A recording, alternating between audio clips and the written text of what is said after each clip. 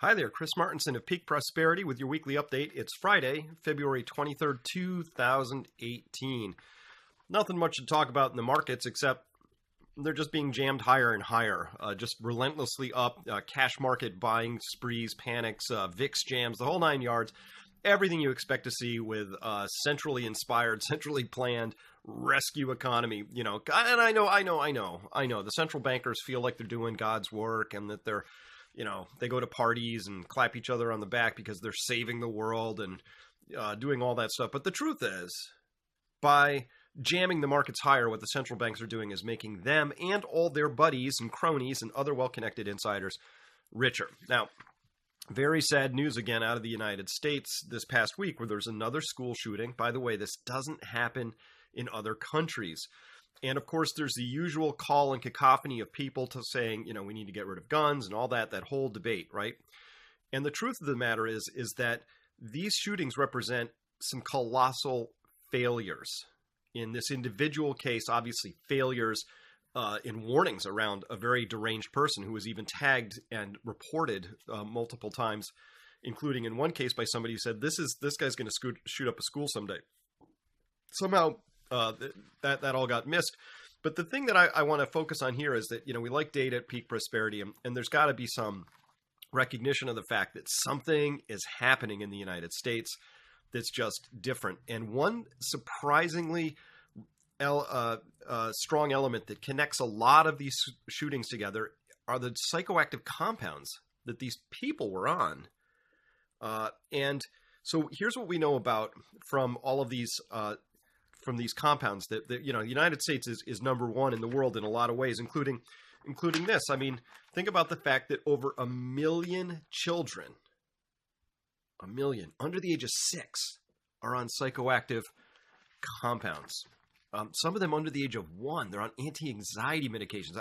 What's an infant with anxiety even? I mean, how do you diagnose that? The United States prescribes the bejesus out of these things. Up to 1 in 10 people is on them. And this comes in next information data comes from Time Magazine from last year.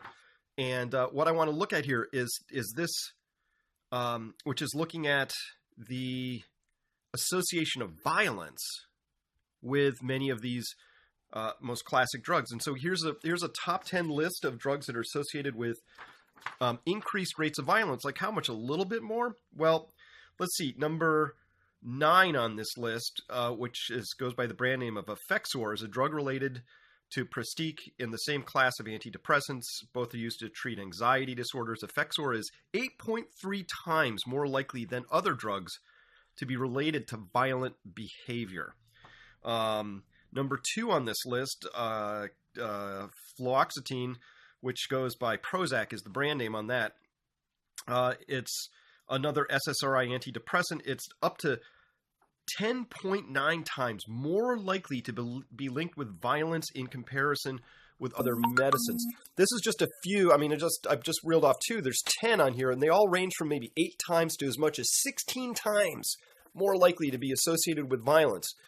Well, is this is correlation, causation? We don't really know. But when you're drugging millions and millions and millions of people, including disturbed young men, and you have a very weak system of checks and balances, and the mental health resources are just absolutely abysmal in the United States relative to other countries. The social safety net just isn't there.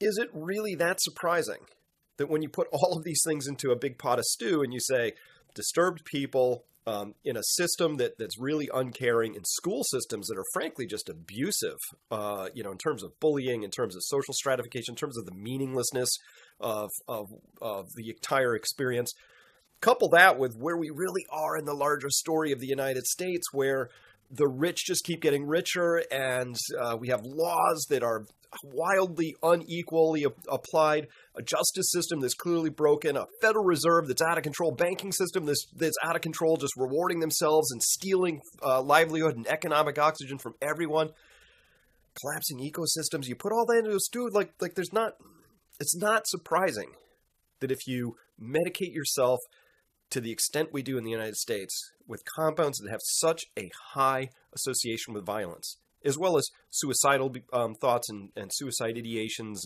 and lots of the side effects on these things are extraordinary. When you put all of that into a pot and have 300 million guns floating around, this is what happens. But of course, we have to look at the larger issue here as well, which is that the United States has been at war now since basically 2002. And the United States exports a lot of violence to the rest of the world.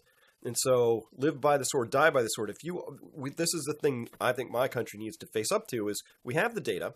We know that we are doing things that in a very sociologically understandable way, because we're primates and because we like fairness and we like justice and we like a sense of meaning and we need purpose in our lives, that when you strip all those things away from yourselves, and you are, by definition, one of the most violent nations on the planet in terms of your war stance and drone strikes and weapon sales and all that, that it's not really terribly surprising to see that these sorts of events are most heavily linked here in the United States. And so my point here is simply to say there's a toxicity at work here that goes well beyond the idea of a gun being the causative agent in this case.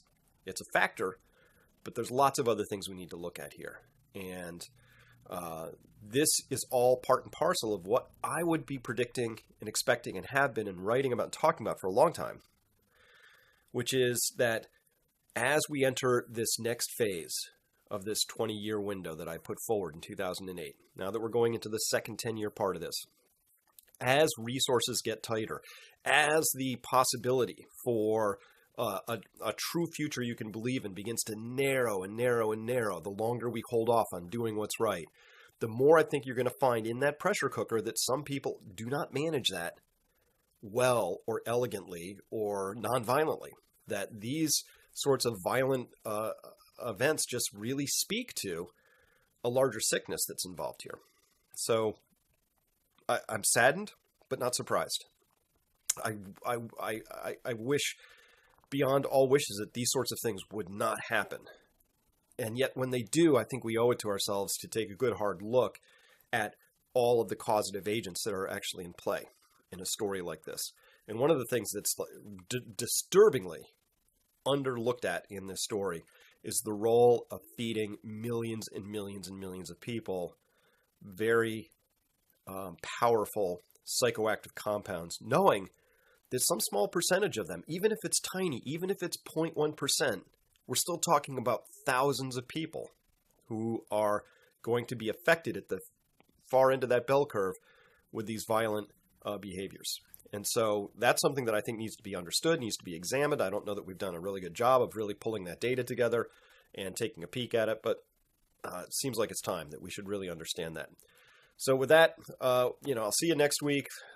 I'm guaranteeing the central banks are going to just continue to jam things up as much as they can because they're terrified. You want to talk about fear and loathing and anxiety? They're totally anxious about the Franken markets that they've created. Hey, what are you going to do? So with that, I'm Chris Martenson. I will see you next week.